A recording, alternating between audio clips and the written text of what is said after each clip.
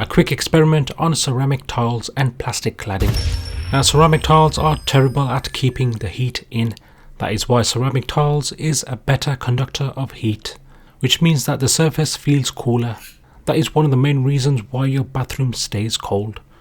If you were to place your hand on the cladding, your body heat will adapt to it, as you will feel a much more warmer surface.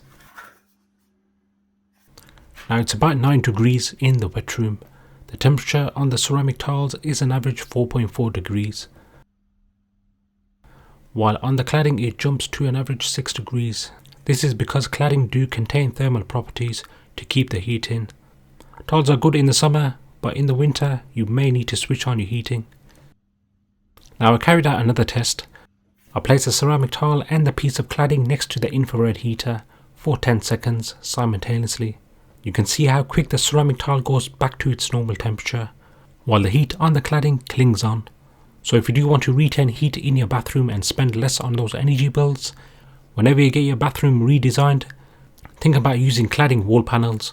It's affordable, plenty of designs out there, can be fixed on top of tiles, it's waterproof, has thermal properties to insulate the room, and less labour costs too. Take care guys, peace.